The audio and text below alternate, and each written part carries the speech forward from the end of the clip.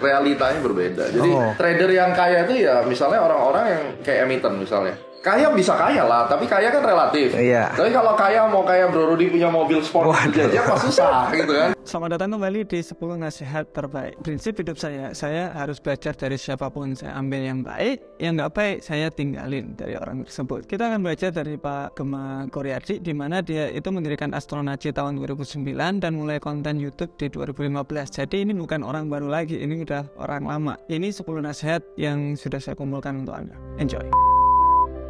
Realitanya berbeda. Jadi trader yang kaya itu ya misalnya orang-orang yang kayak Emiten misalnya. Kaya bisa kaya lah, tapi kaya kan relatif. Bagi saya kaya itu adalah at least masuk 100 orang terkaya di Indonesia. Dan saya pelajari kayak misalnya Pak Antoni Salim, Pak Haritanu Sudibyo, semua itu adalah Emiten kemudian dia listed. Iya. Ya, let's say dia trading, tapi pada akhirnya usahanya ini dikembangkan. Karena pasar modal itu kan tempat mencari modal. Inilah saya combine bahwa orang kalau mau bisnis gak punya modal, lu cari modal dari pasar modal. Trading untuk mendanai bisnis Anda. Makanya itu namanya trader. Kalau hari ini saya compare sama beliau, mungkin akhirnya saya tutup semua trading, saya jualan air minum atau jualan cat jadinya kan, tambah bangkrut saya kan. Iya. Padahal saya nggak tahu kalau ternyata catnya Pak Hermanto itu turun-temurun dari yang kakungnya misalnya. Mereka nggak lihat berapa puluh tahun Pak Hermanto itu melakukan itu dan kemudian kita switch tiba-tiba. Nggak bisa. Katakan begini, jangan compare karena kalau kita main game, itu kan ada tokoh-tokoh, dia udah jadi penyihir, memang jagonya penyihir, yang satu warrior. Ya, warrior mau jadi penyihir nggak akan pernah bisa. Oh bisa kok dalam 1 bulan gampang. Kita cari 24-40% sebulan misalnya. Metodenya apa? Instrumennya apa? Untuk kita bisa memverifikasi, kita kan harus punya ilmu. Karena mereka semua ini bukan berniat berdagang di sini. Mereka semua aji mumpung. Coba-coba siapa tahu gue ikut temen. Dunia mana sih bro? Gue dulu atlet basketnya patah linking. Mau masuk basket, lu mau sampai jadi NBA. Lu asal-asal latihan Senin Minggu mau jadi atlet, nggak mungkin dong. Nah, menarik ya. Robot ada yang bagus, ada yang scam. Yang kasihan robot yang bagus, keinjak sama yang scam. Tapi robot-robot itu beneran, memang ada yang beneran bagus, bisa memberikan income yang bagus dengan nilai yang masuk akal. Oh iya. Bedanya gimana?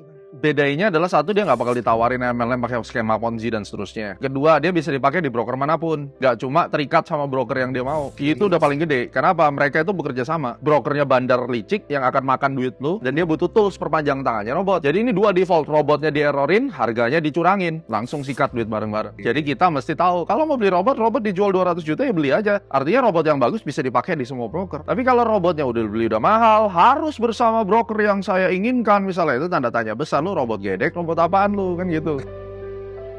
Ada yang namanya 3M, method, money, dan mind. Method itu semua tentang teknik yang Anda akan gunakan, itu harus benar terlebih dahulu. Mungkin Anda menggunakan teknik Astronaci, mungkin Anda juga menggunakan teknik yang lainnya. It doesn't matter, selama teknik tersebut bisa menghasilkan profit, tetap gunakan itu. Yang kedua, money management, ini penting sekali supaya Anda bisa menguasai dan mengelola portofolio. Dan yang ketiga, mind management itu adalah sebagai pengendali langkah Anda. Apabila Anda tidak memahami ketiga hal ini, Anda masuk ke pasar modal, berarti Anda melakukan kegiatan bunuh diri, baik disengaja maupun tidak disengaja.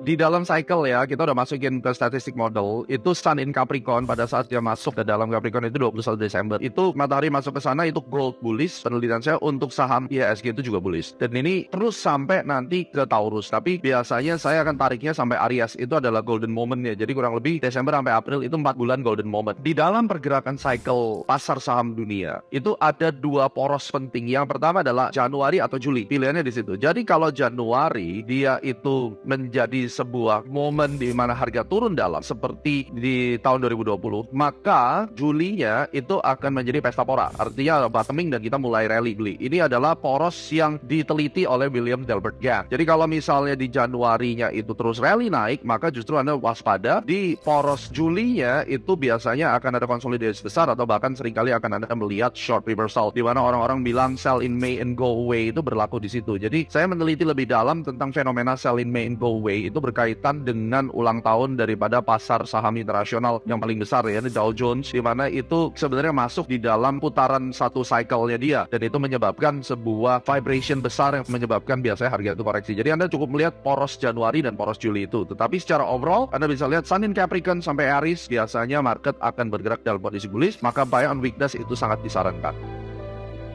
Mau jadi apa, Pak? Gak bisa. Kalau you mau full harus jadi punya aset manajemen, IP. Lu mau ngapain full? Mau trading di atas gunung? Nggak mungkin. Mental itu loh, Pak. Semua orang ingin jadi duit, tapi apakah mentalnya udah siap terima duit? Terus mau dapat duit berapa? Kalau you mau full time, ya udah sekalian. Memang bener-bener pasti ada unsur bisnis yang lain yang nggak mungkin Anda full trade. Karena begitu kita sakit pilek aja udah nggak bisa trading kok. Belum lagi ditunggu ada tagihan kartu kredit segala macam. Mentalnya nggak siap. Ngapain cari mati? Kita mesti ngerti tujuan kita di pasar tuh ngapain. Guru saya itu adalah seorang lawyer dulu yang kasih tahu, dia bukan orang market, dia cuma kasih tahu gini, 2007 one day lo akan jadi bandar. Sekarang lo bego, tapi one day gue percaya lo jadi bandar. Bandar apaan, gue ngerti juga kagak gitu. Akhirnya 2015 saya mulai jadi market maker. Tapi dari situ dia kasih tahu, lo harus stay di pasar modal. Kenapa? Karena kalau kamu mau cari ikan lo ke pasar ikan, cari baju lo ke pasar baju, lo cari modal harus di pasar modal. Jadi itu yang kita tanamkan dulu. Ini yang saya ajarkan kepada mereka, bahwa portofolio terbesar itu harus di saham, tidak boleh di market yang lain, karena itu safe. Sekarang bagaimana kita mengatur strategi derivatif itu menawarkan leverage yang tinggi. Oleh karena itu, modal awal yang disetor di derivatif adalah uang cut loss dan saham. Contoh, misalnya dia trading saham, saya tanya, sekali cut loss berani berapa sekali buang? Ya, mungkin saya menganut portfolio management 2% risk dari capital. Oke, capital lu adalah 1M. Berarti sekali rugi maksimal adalah 20 juta. Dari 20 juta itu, jadikan deposit untuk di derivatif. Dan itu terbukti. $2.000 jadi $5 juta. $2.000 adalah uang sampah, di mana uang $2.000 akan hilang anyway setelah Anda cut loss di saham kan. Nah, saya ambil waste-nya, saya leverage dengan money management yang benar, ya kita grow. Kalau habis ya udah top up lagi. Tapi ini tidak dipahami oleh orang kebanyakan. Mereka pikirnya saham itu lebih lambat, ya udah aku jual rumah, aku bongkar deposito, masukin di gold, saya jamin 101% habis. Itu nggak mungkin, ya kan? Dengan pemahaman ini, $2.000 di leverage dengan teknik yang benar, dia untung nih 1 bulan akhirnya jadi 5.000 misalnya. Nah itu saya suruh withdraw, beliin saham, diputer, dan ini works model ini. Mau sukses mau kaya itu harus high level vibration. Nah untuk bisa naikin high level vibration itu cuma ada 3. Gratitude, berdoa, bersedekah. Dan itu pasti akan positive thinking kalau kita gratitude. Dan jangan jahatin orang. Kita menabur negatif, kita nanti yang datang itu negatif. And what comes around goes around gitu. That's true. Jangan dicoba nanti. Jangan dicoba. Kalau udah kejadian balik kan teriak-teriak gitu. Saya belum apa-apa ya kalau Anda bandingkan saya dengan Salim Group, Antoni Salim bisnisnya 300 lebih. Nah, saya justru belajar dari beliau gimana beliau ngatur waktu kan. Jadi prinsipnya ya jangan malas itu. Harus lebih efisien, jangan terlalu banyak lihat sosial media, ngegibahin orang. Kita hidup di era sosial media. Kita hidup sebagai content creator. Kalau konten-konten yang kita buat itu kerjaannya ngegibahin orang dan seterusnya, itu nunjukin kalau dia nggak ada kerjaan. Saya tidak punya waktu untuk hal-hal seperti itu. Jadi itu salah satu contoh. Kamu sebagai influencer juga nanti akan belajar. Kita kecanduan yang namanya TikTok sama sosial media. Saya sudah hitung. Saya lihat IG, saya lihat ini. Itu kalau kita lihatnya sebentar-sebentar loh. Kita kalau kumpulin dalam 1 hari mungkin bisa 5 jam total. Jadi kita sebenarnya tanpa kita sadari kita sudah wasting 5 jam tanpa ngapa-ngapain. Saya juga belajar dari Bang Hotman Paris. Beliau tuh jam 5 pagi udah di kantor. Jadi per 2022 akhir itu saya sudah membiasakan diri jam 5 saya udah kerja. Jam setengah 12 malam saya udah mulai tes, saya cuma monitor, tiduran, jam 4 saya bangun, jam 5 udah kerja. Itu cara saya mengatur waktu, jadi sebisa mungkin 24 jam itu sangat efektif. Jadi dalam 1 bulan tuh setidaknya akan ada 1 minggu kita off. Ini work from anywhere. Bisa di Bali, bisa di Amerika, bisa di mana. Jadi itu ajang untuk kita refreshing sambil bawa keluarga walaupun pada saat itu kerja. Ini yang saya temukan formulanya, kalau nggak keluarga komplain. Ketiga, Anda mesti punya pengorbanan. Ada orang yang tidak merasa siap berkorban karena ini takes time so much gitu ya. Jadi kalau tidak dapat dukungan dari istri, dari anak, dari semua itu memang susah.